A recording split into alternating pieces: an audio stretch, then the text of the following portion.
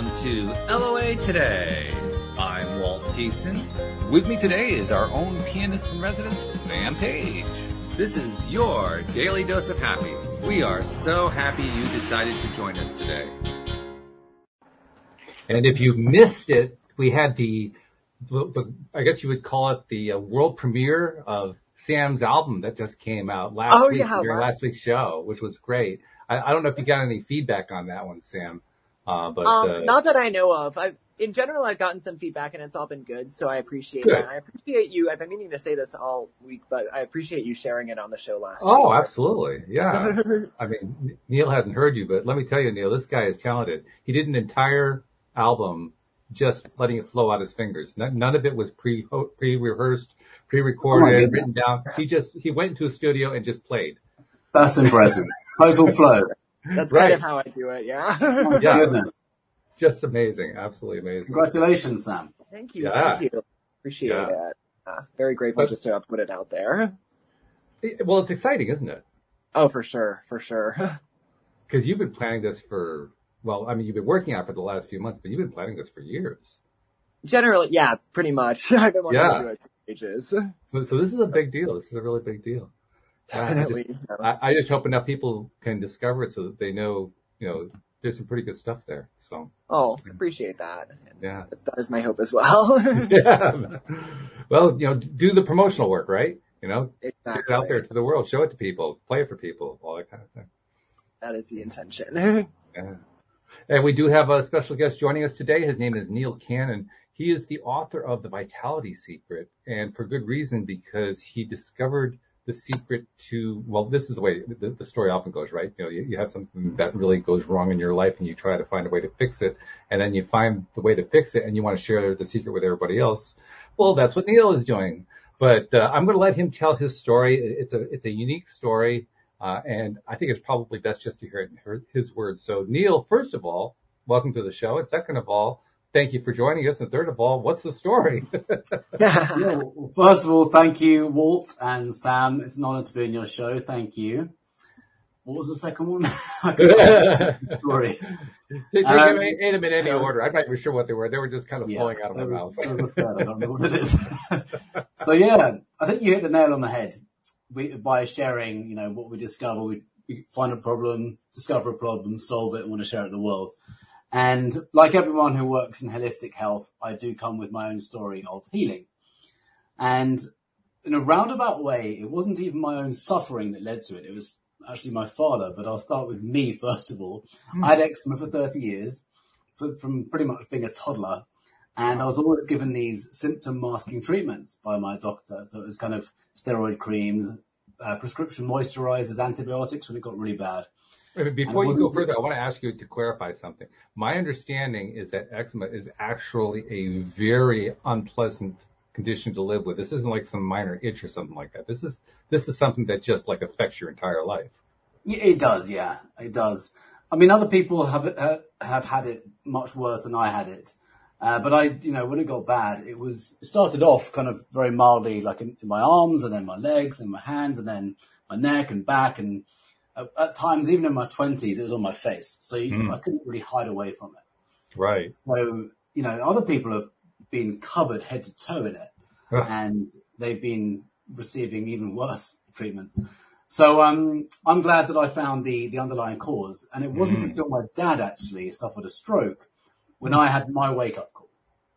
So it's quite kind of weird the way it all went, kind of came about. So he had his stroke, and I was already in health and fitness. I wasn't really in holistic health and healing, if you like, but I'd written a book about increasing testosterone for guys naturally.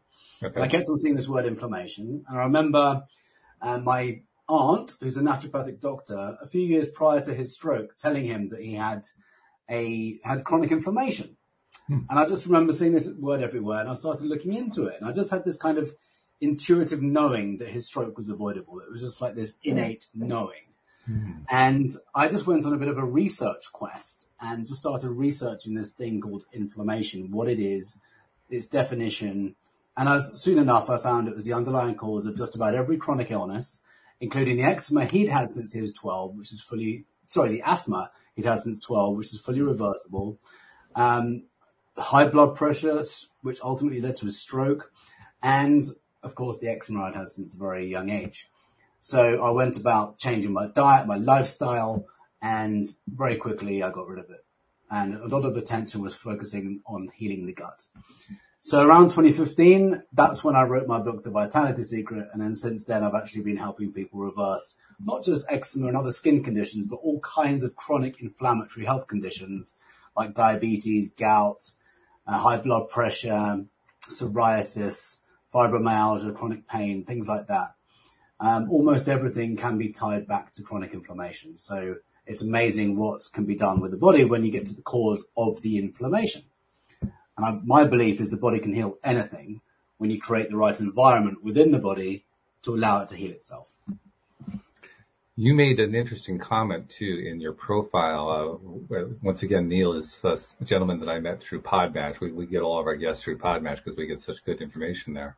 And good guests as well, really good guests. Here's another example right here.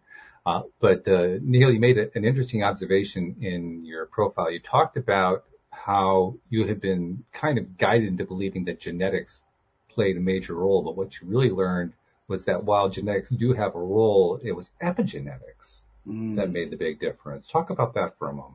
This is huge, and I can't talk about epigenetics without mentioning Dr. Bruce Lipton. I call him the father of epigenetics. Yes. So epigenetics is really about how the environment in your body signals the genes. It's not your genes that trigger the illness.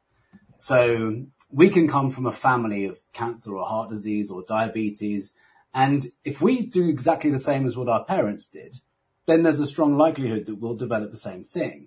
However, if we create an environment quite different to what the environment they kept within their body, then there's no reason for us to follow suit.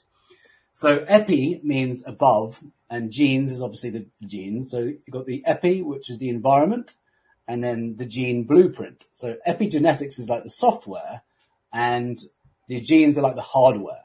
The software runs the hardware. The software is the environment.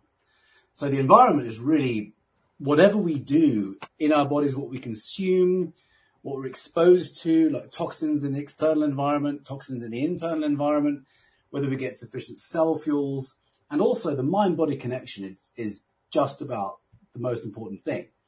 So it actually really goes back to how we perceive our world. And most of us know that chronic stress leads to illness and dis-ease. It goes deeper because it's really how we perceive things that can create stress or not. So our perception is the ultimate kind of determining factor for the environment in the body, which is, I'd never have said that 7 years ago, by the way. I thought exercise, manage stress.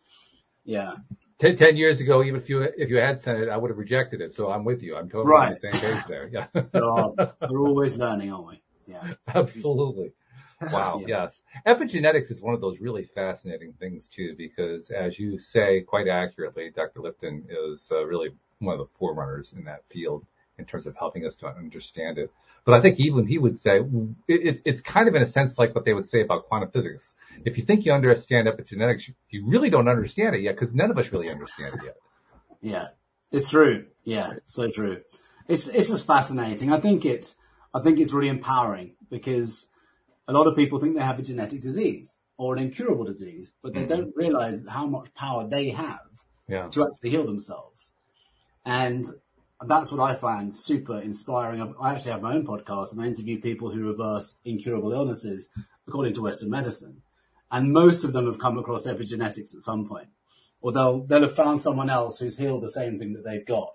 And they're like, what did that person do? Because I want to do what that person did. Sure. So it's amazing. And this is, by the way, about 95% of the population are born with genes which are influenced wholly or the majority by the environment in the body. Less than 5% of the population are born with defective or genes that are fully penetrant. I've got to stop doing this. Especially since most of the audience can't see it. It's an audio only podcast from us. Oh, is it audio only? Well, we have, some of us see the video. Most of us just hear the audio. That's what makes it even more confusing. Okay. I'm doing air quotes. So less than 5% of the population are born with defective genes, meaning that they don't hold much power to influence their expression.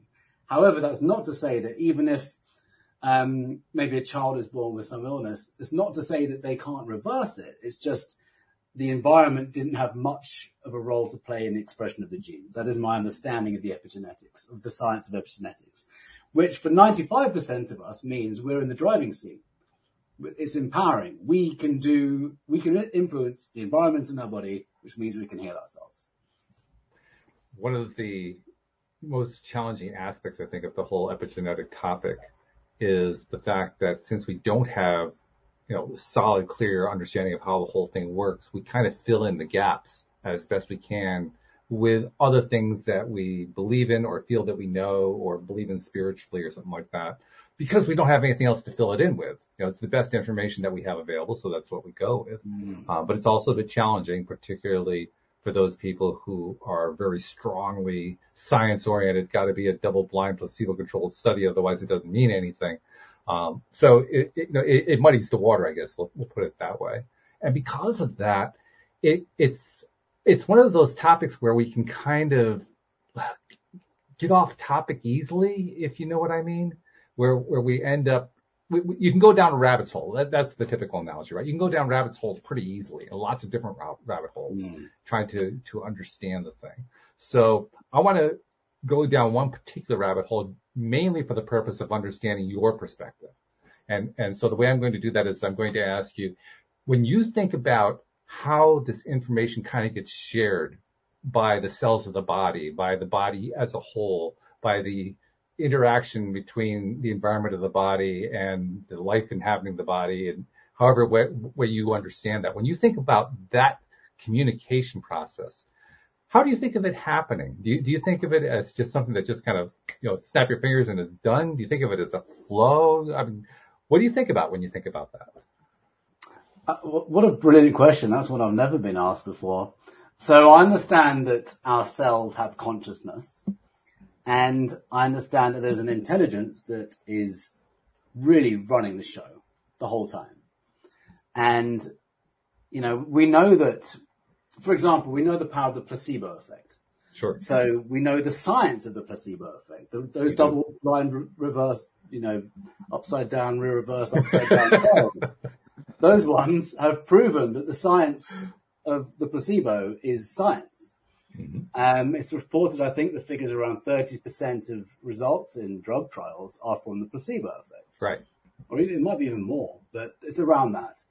So what happens really simplistically is we have a thought, which, we're taking that inert substance. We believe wholeheartedly with all of our consciousness that thing is going to heal us or get rid of a symptom, whatever word works for you. Some people don't like to use the word heal, but you think that symptom's going to go away.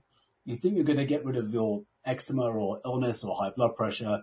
You take it, and the sheer power of the belief, which is a thought that you continue to think, through the sheer power of that, the mind is triggering an emotion and then a whole concoction of chemicals that follow, like your own personal pharmacy of chemicals follows. And it's like your body creates the perfect concoction of chemicals to heal your body purely by a thought. That's how miraculous the body is. I've just spent a week in Cancun at Dr. Joe Dispenza's advanced retreat. Oh, nice. I'm sure you're familiar with Dr. Joe Dispenza. Sure. I've got one of my favorite books of his, Becoming Supernatural here.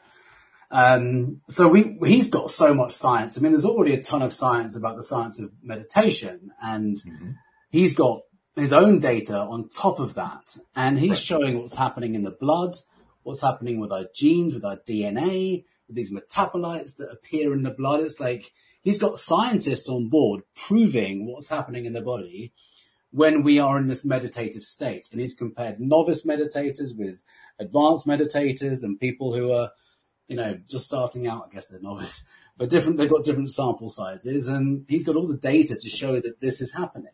So coming back to your question, what is happening? The mind is doing something profound in the body in a state of either absolute belief or in this space of nothingness, in the space of meditation and visualization sometimes.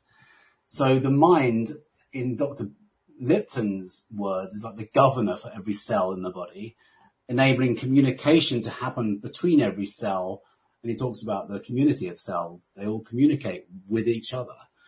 So again, coming back to your question, I believe there is some kind of intelligence, some kind of, there's no better word for it, intelligence, which is creating life, which creates a flower in its perfect form, and trees and every animal and every living thing. Is an intelligence that creates all of us. And that is the overriding determining factor. And our mind plays a huge part in that creation. I like that. I especially like your choice of the word intelligence as a way of describing it. Yeah. Because really that's a very useful word. It's a way that it's a word that we can use in a lot of different contexts to describe processes that we would normally have a hard time describing because we lack vocabulary for a lot of things that we try to talk about. But intelligence gives us a way to do that. For Sam, I think about this when you're a piano player, when you play your piano and the stuff flowing out of you, I mean, sure, there's your own intelligence that's involved, but there's like your finger intelligence. There's like your soul intelligence that comes through, right? Because I play a little piano and I know what that's like. Me too. If you just kind of let go, you to the degree that you can, Sam has learned how to let go to the nth degree, but if you can let go to some degree, it just kind of comes out and it's intelligent in its own way. I mean, am I wrong, Sam? Isn't that the way you see it?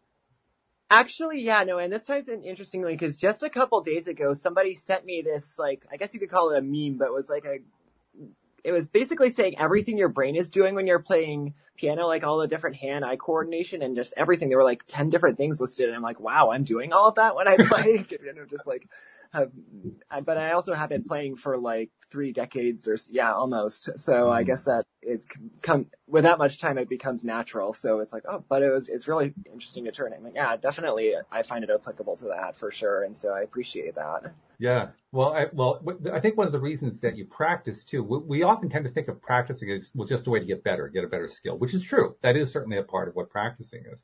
But I think another part of practicing is practicing letting go. Just like we practice letting go with anything else. When you're playing, you have to kind of let go of, I got to get this right. I got to avoid the mistakes. I got to make sure that I hit the right notes. You got to let go of all that. Otherwise you hit the wrong notes. Right. Yeah.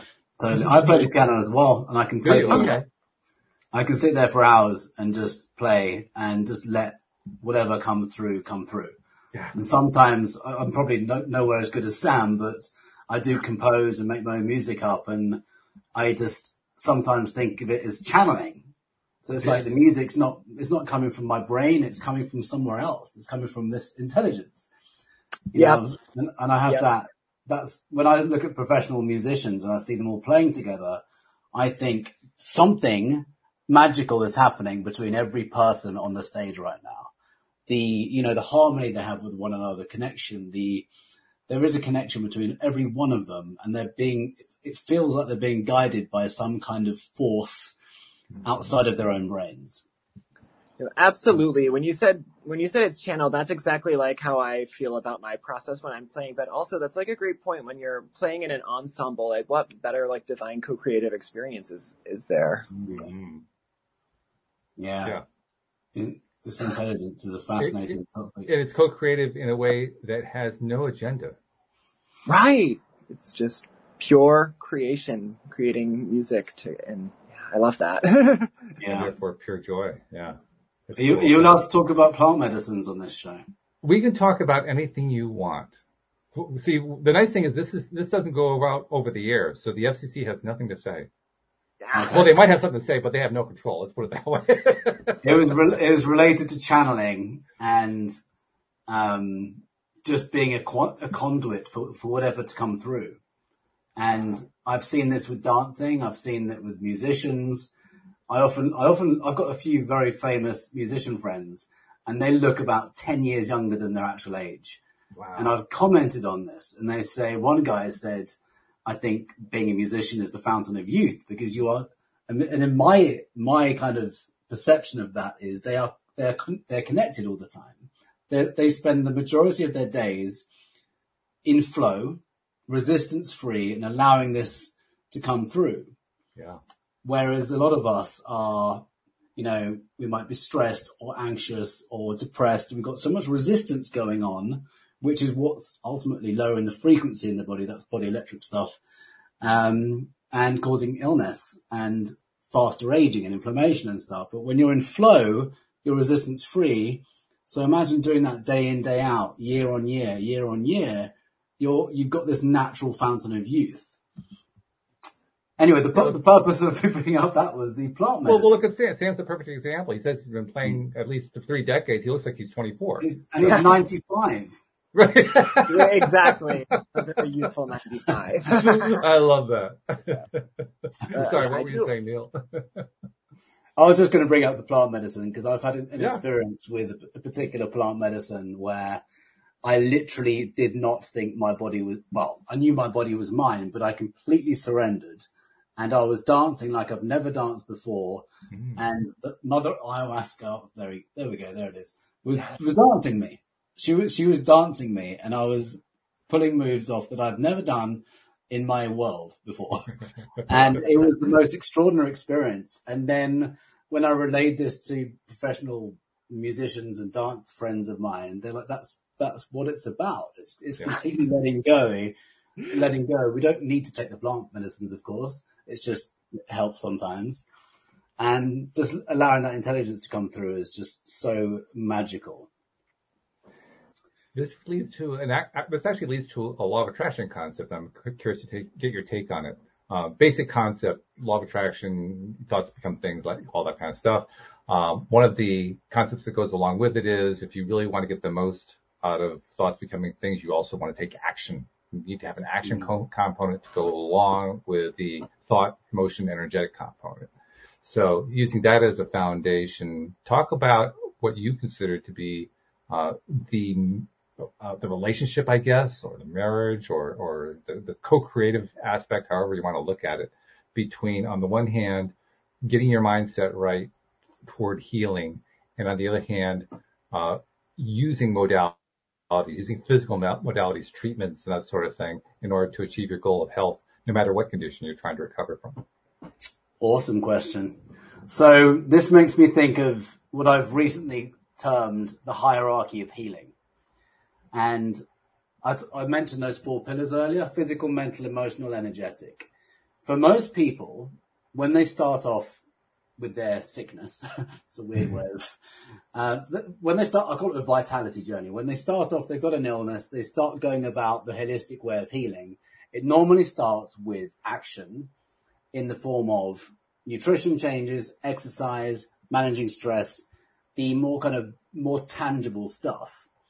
And that could be considered action, and taking action in alignment with energy as well. And really, I put physical at the bottom of the hierarchy of healing, because I know that we can do it with thought alone. We've talked about the placebo effect. We can heal the body with thought alone. I've attended just an example recently in June, going to the Cancun event with Joe Dispenza. I met people who had done it. They'd reversed very, very serious things like blindness and cancers and autoimmune diseases. I hadn't personally seen anyone, but some other people had seen handicapped people get up and walk. Wow. So it's I was going to say insane. It's not insane. This is magical, and it's also a technology we all have within us. So most people start with action, nutrition, fitness, etc. But ultimately, it's the energy and stepping out of the way and allowing the body to heal itself, which has the most impact above all, in my opinion. That's kind of the way I look at it. So you got physical, emotional, mental, energy. That's the way I look at it. The thing is, if people get sick, if someone gets cancer or an autoimmune disease, the likelihood is they're not going to go straight to energy, because we haven't been educated in energy. We haven't been educated since birth saying you can heal your body through thought alone. It's not true. We haven't been told that. We've been told go to the doctor, get some drugs, because it's science. And that's kind of the old way of doing things now. And the thing is, most people don't have that awareness. So they start off with nutrition, which is great. And they start off, oxygenating themselves, reducing stress. They might start with meditation, which is, of course, going up the hierarchy. They take up all the toxins out of the body. There might be mercury or cavities or infected root canals or something in the mouth, dropping the body electric, and any other kind of toxins in their body, mold. There could be external toxins. So that's all in the physical, which is super important. And I find it's like it's a head start to really get the body working, to allow the energy to flow anyway. Otherwise, it's like if you've got all of these toxins in the body, you're just creating this barrier to the healing. So there's a lot of action we can take to go about healing. I think everyone can relate to stress. We need to do whatever we can to bring that down. We know that 90% of illness is down to stress. Whatever we can do to really alleviate that is going to be super beneficial to allow the body to heal itself. Mm-hmm. And a lot of that is to do with emotional intelligence and understanding that it's our perspective which creates the stress. It's not the stress itself. So one of my favorite definitions of stress was actually by Mihaly Csikszentmihalyi, who wrote Flow, Living at the Peak of Your Abilities. You must know that book. I do not actually, no. Okay, one of my favorites. I listened to it many times. So he coined the word flow, and he talks about being in this state where we lose passage of time, and that's kind of what we were talking about earlier. But he talks about stress as being an internal response to external strains.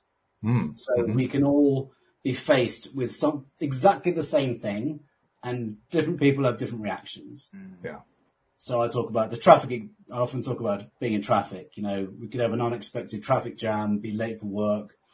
One person will be in traffic and they'll just remain calm. They'll put some music on, listen to a podcast, maybe the LOA podcast, and they'll chill out and relax, or the Vitality Secret podcast, and relax. Or the other person, the other person will be in exactly the same situation. They start effing and blinding, meaning swearing and weaving in and out of traffic and causing road rage. You can see the veins popping out of their face. It's exactly the same external circumstance. Nothing else has changed. So we perceive our world, which then affects our own nervous system. It affects our fight or flight response. And it's all to do with how we perceive anything. So coming back to your question, that's the emotional part, the mental and emotional part of action to ultimately allow the energy to flow.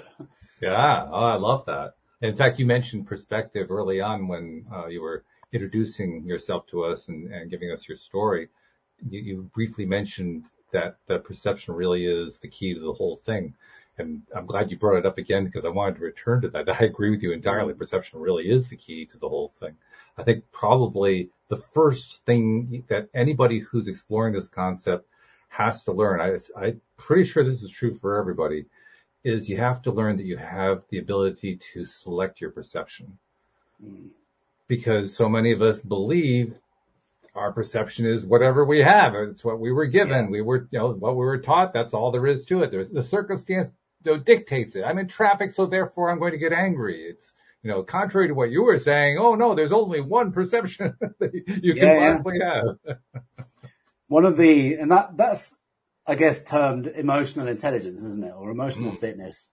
Tony Robbins is obviously a pioneer in that space. Sure. And one of the best gems I picked up from him probably more than a decade ago now was how the only meaning anything has is the meaning that we give to it. The actual event itself has no meaning. Yeah. So, or the event, circumstance, whatever's happening is neutral. So we give it meaning, and we give it meaning based on our own story, on our own experience, on our own life experience, our own history. And when you peel back the layers of the onion enough, we'll find that we have trauma. And it's really the trauma that lays the foundation for however we respond to our world's events. So, that's ultimately, I think, one of the keys to kind of reversing anything is understanding that we can be relaxed or we can be really, reactive. It's a choice. And it's an interesting perspective because, like you said, some people don't realize they have a choice in the experience. That was me for a long time. Seriously, for the longest time, I did not think that I could select what my emotional response to something was going to be. I thought that there was only one possible response. Me too.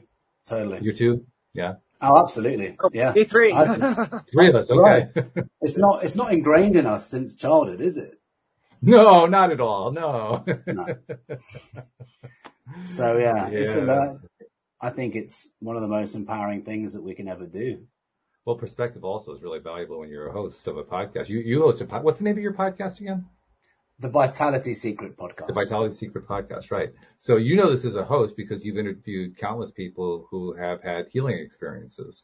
And it's one of the great ways to get that person to tell their story in the most elucidated way, the most expressive way, which is to ask them something that gets an idea of what their perspective is and then play on that perspective to get them to tell you more. I'm sure you do that because I do that all the time, right? It's powerful when you really understand how to access perspective. Just as a podcast host, you're able to get all kinds of stuff out of your guests, and then you kind of extrapolate that to what you do with the rest of your life.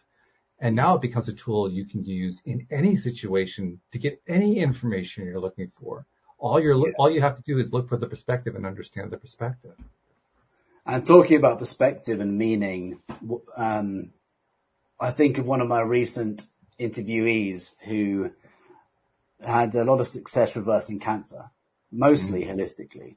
Mm-hmm. And at the end of the podcast, I said, what does cancer mean for you? Like, what's your kind of perspective on it? And because I've got my own personal definition of what cancer is, and she told me hers, and she said it's a symptom of toxicity and deficiency. And I said, would you, I think I said, are you, to the effect of, would you have changed this experience? And she said, no, because it got her to shift. It was like an inflection point in her life, a wake-up call.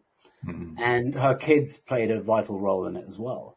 Mm-hmm. She said, cancer changed my life for the better. And there's a book called Radical Remission, written by Dr. Kelly Turner. She was featured in the Heal documentary, brilliant documentary. And she interviewed about 200 people who radically reversed advanced stages of cancer with no medical intervention. Wow. And one of the questions that she always asked these cancer sufferers or people experiencing the symptom called cancer, what was the cause? Do you know what the cause was? And every one of them knew what it was. And it was normally a trauma in their life. Wow. They just intuitively knew it. And some people even said, cancer saved my life. Yeah, so that's a meaning that, not many people reach because what does society tell us about cancer? Right. How have we been educated since birth about what it is? We're not told it's a symptom. We're told it's something to be very, very scared of. Right. We're also not told to treat it as something we're experiencing. We're told and encouraged to believe it's something we have. It almost becomes a source of identity, totally. Which is kind of scary, really, when you think about it that way. I love that you've been using the word experience to describe it because I think it's probably one of the best methods we have to dissociate ourselves from the experience of it, is to call it an experience rather than something I have. Totally. Even editing my book today, I found that I'd written my eczema in the past. And even then I was thinking, do I remove that and just replace it with the symptom called eczema I was experiencing? Yeah. It was too long-winded and it was unnecessary. But the point, your point is spot on, Walt. We need to separate from the identity of the symptom. Mm-hmm. Otherwise, we create more energy around it. We start talking about it. And we know with energy that wherever attention goes is where energy flows. So I believe we need to disassociate from the identity of it entirely. And then let me go to, I'm going to flip the script a little bit. Let me go to the really hard questions that are associated with this topic, because the kinds of things we're talking about here certainly are not embraced by medical science on a wide scale, certainly aren't embraced by society at large on a wide scale. And there are many, many people. Louise and I have a friend who passed just a year ago from pancreatic cancer. And he had a very positive attitude. He was fighting hard to survive and so forth, and he ended up succumbing to it.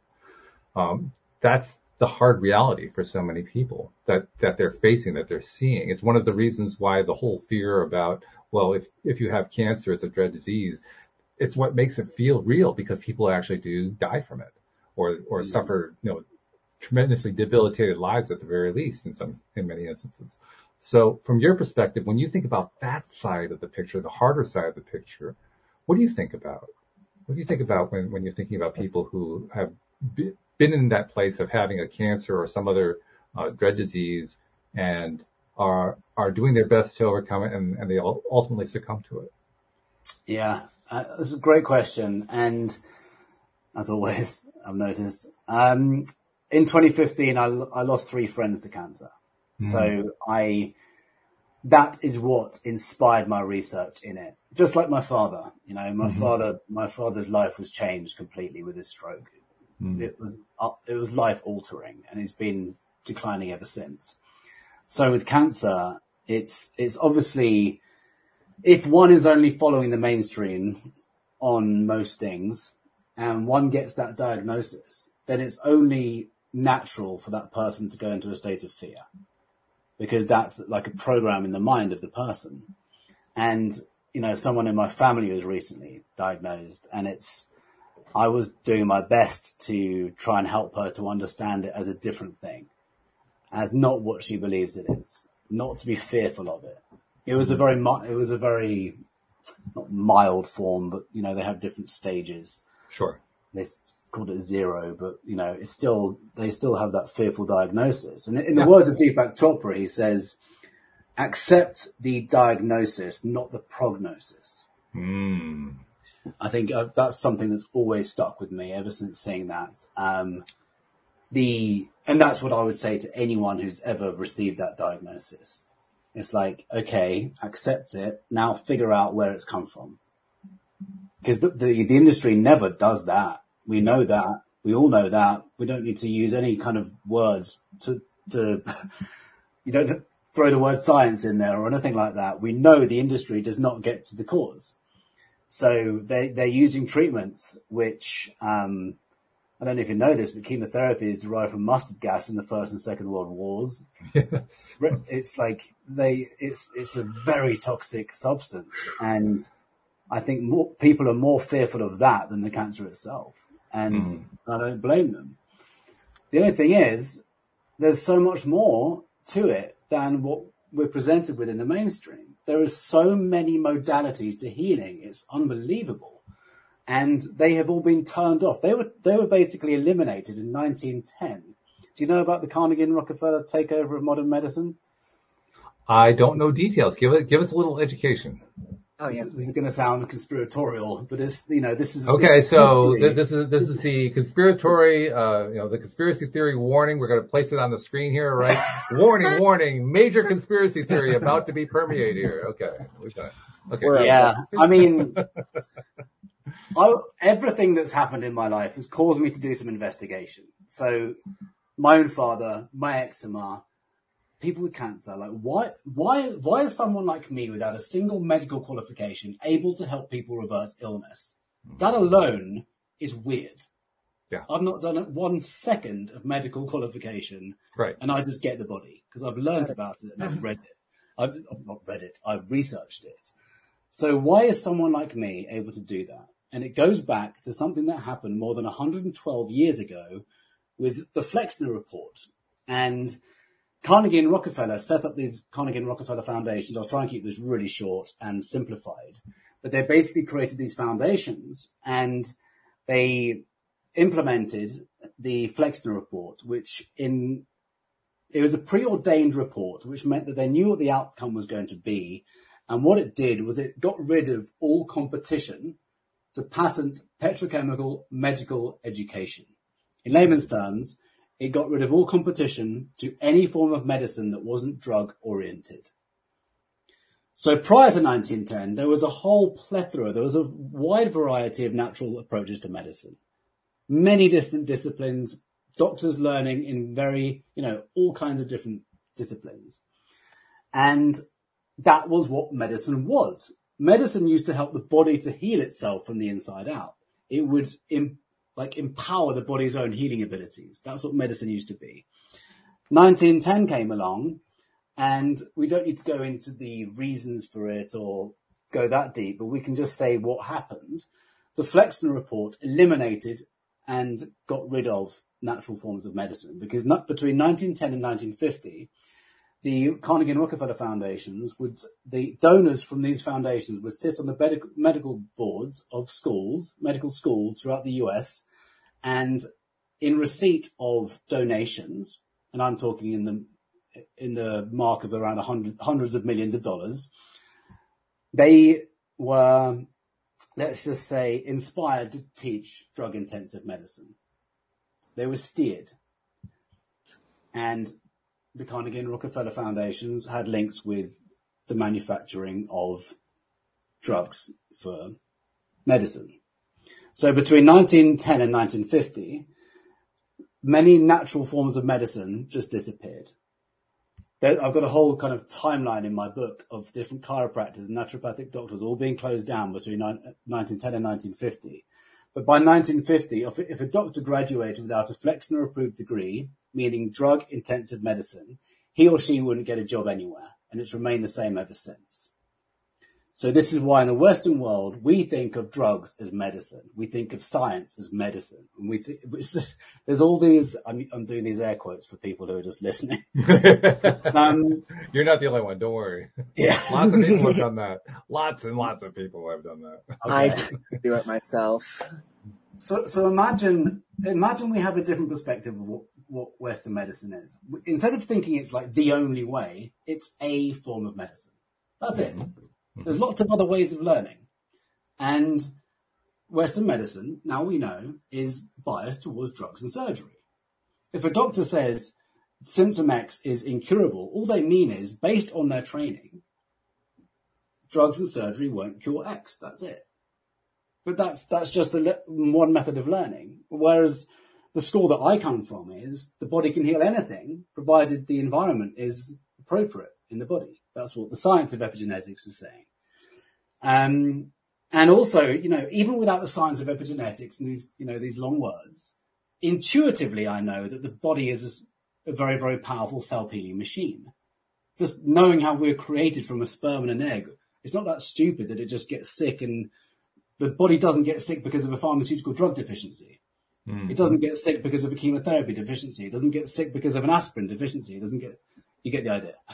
So just thinking about the perfection of the human body and nature, what nature can do for us. Nature has, in my view, all of the answers.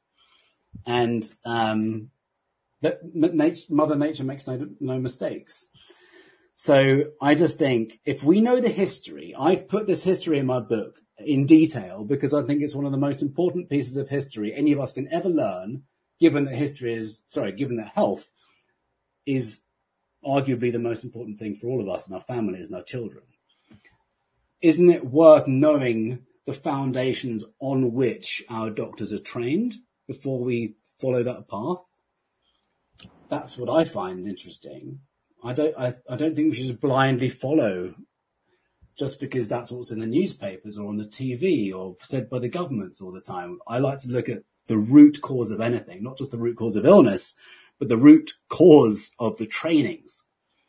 So, and then it gives us power. Yeah. That's the point. It's not to kind of go down the conspiratorial, that kind of route, the rabbit hole. It's empowering, because once we get to that, we're like, okay, I get it now. We don't need to know why. It doesn't matter. And it's got us to where we are. Western medicine is amazing in emergencies and getting us out of trouble. It's phenomenal. My own parents are alive today thanks to Western medicine. I've got friends alive thanks to Western medicine. So it's phenomenal in certain areas. The only thing is, we need to know where it's not phenomenal and where we're better suited to go down the holistic route or the healing route or whatever words you want to use. Yeah, I love that. That's a really good presentation, I think, of how the lay of the landscape is.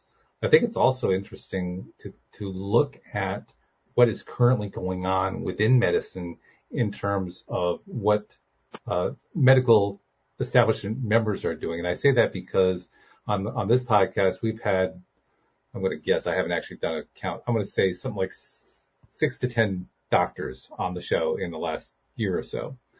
And every one of them is somebody who has dared to kind of start to take steps outside of the regimen as it's taught, and gotten a lot of flack for doing it. But nevertheless, they're doing it. And even though they themselves perhaps have a long way to go in terms of understanding what we're talking about here, they are still taking the steps. I find that to be very encouraging. I mean, maybe it is Rockefeller and Carnegie who established the whole thing. I don't know. Honestly, I don't really care all that much. What I care about is it changing away from that? And I see that changing. It may be changing at a glacial pace, but it is changing. It's shifting. I mean, look at Dispenza and Lipton. Doctors Dispenza and Lipton, way outside. I mean, they're getting snowballs thrown at them. They're so far outside. But there are others too. And the more that happens, the more I think tens of thousands. We just don't hear about people. Well, we're hearing more and more, but you're right. For the most part, we don't hear about them. And it's encouraging. I've written about a number of doctors in my book, actually, doctors I follow, particularly ones who retrain. Mm-hmm. They often find functional medicine or naturopathic medicine. Right. The one doctor who just came to mind is Dr. Amy Myers. She was conventionally trained, and she had Graves' disease during her medical training, which is an overactive thyroid. Hyperthyroidism. My wife had that. Oh, right.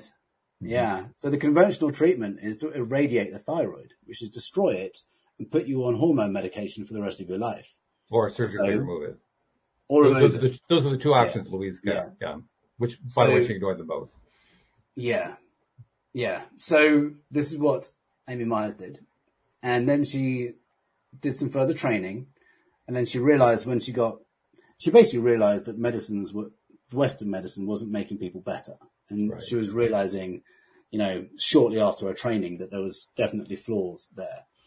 And she discovered functional medicine, and she very quickly realized she didn't have to destroy her thyroid.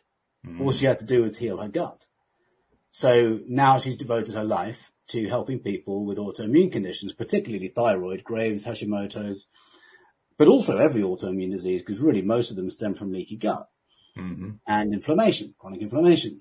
And she's helped thousands of people avoid this operation by understanding that the body can heal itself, basically, and saying that training's wrong, that's really limited, it's great here, it's not great here. And people like her, there's thousands, literally thousands. It's encouraging. It is very encouraging. And in my wife's case, she actually didn't even go into the gut. She went directly into the human mind because we were both law of attraction people. So we decided we're just going to attract it. We're just going to shift our mindset. We're going to take the stress out of the lives. We're going to start believing that. And by the way, she went the entire route in terms of the drugs. She was at the point where they were at the highest level of drugs they could give her in order to help rebalance the thyroid. And they were telling her, you're going to have to burn it out. You're going to have to surgically remove it, something along that line, because we can't continue this forever. She says, no, we're not going to do that. And I would support her 100%. And within a year, they were saying, well, we got to reduce the dosage. It's too high, and then it's still too high, and still too high, and finally got to the point where they took her off of it entirely, and she's been off ever since. But to the point that you made earlier about how it really stems from some original source, we know what the source is too. In her particular case, the source was. You don't need to share it. It's good to know. We've talked about it before. Okay. She started a business. A gardening service and maintenance business. We started in actually 2 different locations. And when we started it again here in Connecticut, it got to the point where it was growing very, very well, but she was finding it to be extraordinarily stressful to the point where she hated, she loved gardening and she hated doing the business. She had gotten to the point where she didn't want to have anything to do with gardening ever again. Her health was clearly deteriorating. This was 2018. And it got to the point where she ended up getting hospitalized over it. And it was during the hospitalization that we found out about the Graves' disease. And Wow. it was from the moment that the whole thing started to really spiral out of control, it was just so obvious to me. It took my wife a little while to get there. She finally got there and said, yeah, you're right. That's where it all started. But it was so obvious to me. It started with how she was feeling about the gardening business. Yeah. Because the gardening business was literally running her over. It was running her ragged. She couldn't keep up with it all. Weakening the gut. Yeah, it was weakening, well, not just the gut. It was weakening the gut. It was weakening the mind. It was weakening the body in all of the different ways. It was tearing her apart. And it was starting with the emotions, and it was adding in the thought processes. And literally, she every day waking up was a nightmare of facing what was going to be the next set of emergencies with the gardening business. It was that kind of an environment. Wow. That's what we shifted. We completely shifted that. I ended up taking over running the business so she could heal. And she just got into the business of healing. And like I said, within a 2-year period, it was gone. The whole condition was gone. 2 years, did you say? 2 years. Yeah. Okay. Yeah. Well, congratulations to your wife. Yeah. Oh, absolutely. She deserves total credit on that. And she's now completely retired. Actually, I'm the one who needs to get out of the business now. One step at a time. Yeah. But the other thing I wanted to bring up too, I've mentioned this also before, but I'm curious to know what your take is on it.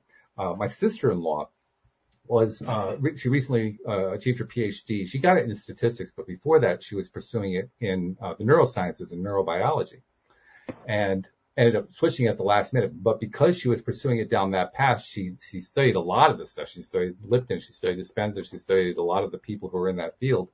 And she told me a really interesting thing on the podcast one day. She was also a co-host for a while. She told me how you can hook somebody up into into equipment in a laboratory with all the different kinds of tests and measuring equipment we have and so forth. And you can literally trace from the moment a person has a thought all the way through the body, through, the circulatory system and the nervous system and the endocrine system and all the different systems going on inside the body. You can watch how that initial thought works its way down to a particular place in the body where there's a disease or there's an injury or something like that. Wow. And if it's a positive thought, you can actually see 90 seconds later, they can actually time it. 90 seconds later, you can see healing start. And if it's focusing on a negative thought, they can see the body starting to kill itself off in that place 90 seconds later. They can trace that. They can actually trace that with medical test equipment in the laboratory. Obviously the person wired up with that is going to be basically not going anywhere because there's so many things wired up to. Yeah. But if you actually have wired somebody up that way, you can trace the whole thing. And there's a 90-second window in which that whole thing happens from the moment of a thought to the moment of detecting something going on in the area where there's illness or injury going on. That to me is astonishing. It is astounding. Yeah. And that really goes to show the power of being the conscious observer of your thoughts. Yeah. Which is totally obviously related to LOA. And it's, I just wanted to mention as well, just something I noticed about the synchronicity that just happened. What's that? I could have picked any doctor in my book, and I picked the one that was related to your wife. Yes, right. Oh, yes. Yeah. Yeah. I like it when synchronicities like that happen. That's cool. Welcome to LOA Today. It happens all the time. I mean, the most likely show it's going to happen on. Yeah, of course. Yeah, that's the way it goes, right? Yes.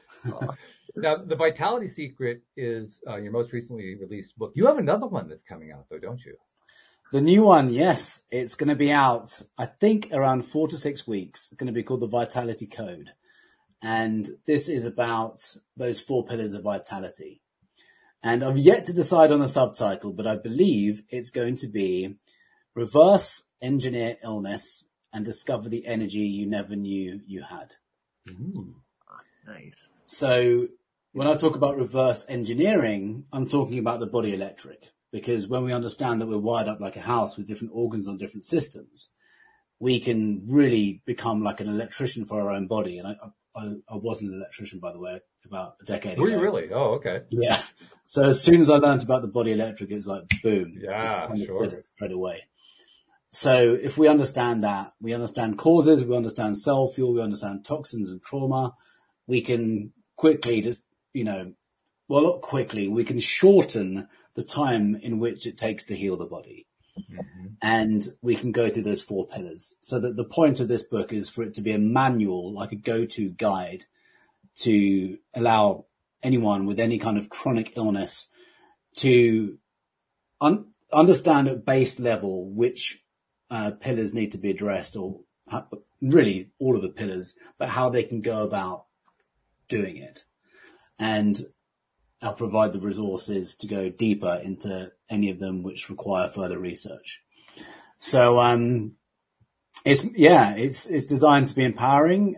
I want people to take their power back. I want to inspire people to take their power back. Absolutely, that's a great thing. I mean power by mental and emotional, but literally the power in the body as well. So as an electrical power, the energy, take our energy back. And it's vitality as well is about life force. One of my favorite quotes around vitality talks about life force. And if we have illness and we're taking drugs and we're compromised, if the immune system is compromised with chronic inflammation, it sucks our life force. It sucks away our vitality. It drains our vitality. Whereas if we get rid of those things and we become symptom free, we automatically re-energize the body and we raise the voltage, we raise the frequency, and that's when we can start to attract more of that which we desire into our lives. And that's ultimately what I think the whole vitality journey is about. There was I lead a Wim Hof breathing group daily, Monday to Friday, and we have these conversations afterwards. And one of the guys in my group once said, vanity is the gateway to consciousness. And I thought, I love that. Interesting. I thought, I considered it, and I kind of partly agreed. And then I thought, I like it, and I'm going to make an adjustment. Okay. How about sickness is the gateway to consciousness? Ooh. Because we have a choice, going back to that choice, whenever we get an illness, and it tends to be some form of an awakening for a lot of people if they choose that route. And it's obviously up to them which route they choose. Sure. Everyone I've interviewed in my podcast, without exception, started off with Western medicine. Then it wasn't working, so they had to ditch that and go down the healing route. And then they had the awakening. It's the same story almost every time. Mm-hmm. And it becomes a really empowering and enlightening journey when we understand that the body's giving us a symptom for a reason. It's giving us a communication signal. It's like a warning light on the dashboard saying, hey, pay attention, find out what's causing that flashing light, and go to the mechanic, not the electrician. Don't just rewire or smash the dashboard, or don't just rewire the light on the dashboard. Get to the root cause of what's causing the light. That's what I see symptoms as. So if we can get to the cause, allow the symptom to disappear naturally, we discover all this amazing stuff that's available to us, how we can change our life experience by changing our energy. That's when we really are talking about the law of attraction and, how powerful we are as humans to heal ourselves, heal each other.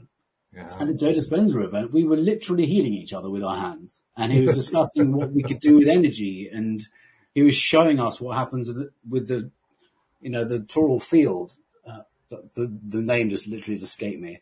But the electromagnetic field that is emanating from our hearts and our minds, and what happens when I've done a lot of hand healing over the course of the last 4 years or so now, and I'm really understanding more and more about it from an electromagnetic standpoint. Mm. And the more that we go down that route, the more that we start to understand all this incredible stuff that is available to us. And I think that magic happens once someone gets the proverbial kind of wake-up call to go about their journey of healing. That's so inspiring. That's really, really very inspiring. Now, I'm sure that the Vitality Secret podcast, I'm sure that's available anywhere, any podcast platform people listen to. I'm sure it's on Spotify and Apple Music and all that kind of stuff. And I imagine that the book is available on Amazon, all the usual sources. But where does somebody find Neil Cannon if they want to reach out to you and find out more about you and interact with you, maybe ask you a question, find out what you've written, all that kind of stuff? Yeah, best thing is my website, which is vitalitysecret.com. And that's Vitality Secret, singular secret with no S. All right. So we'll make sure we'll include a link. Yes, if you could, that'd be great. And if you want to download an e-copy of the Vitality Secret, is vitalitysecret.com/book. Oh, nice. Okay. Very cool. Love that. Well, this has been wonderful. Thank you so much for taking the time to share this wonderful information with us, and your story is so inspiring. One thing I want to tell you that I'm making it a practice to do regularly, there are many people who have heard you today, who have heard your podcast, who have read your work, perhaps seen videos of you talking about stuff, whom you will never meet, you'll never see, but you've touched their lives, you've helped them in ways that you'll never find out about. And we never really get enough appreciation for that. So on their behalf, I want to thank you for what you do, for what you've done for them and what you're continuing to do for them, because that's really very valuable. So on their behalf, thank you. Thank you for saying that. That means a lot. Thank you. And thank you so much for having me on your show. It's been an honor, Walt and Sam. Thank you. Oh, it's been lovely. I've really appreciated all of this. We certainly have. All of us have appreciated it, and I know listeners have as well. So thank you guys very much. Thank you, podcast listeners everywhere. We'll see you all next time here on LOA Today. Goodbye, everybody.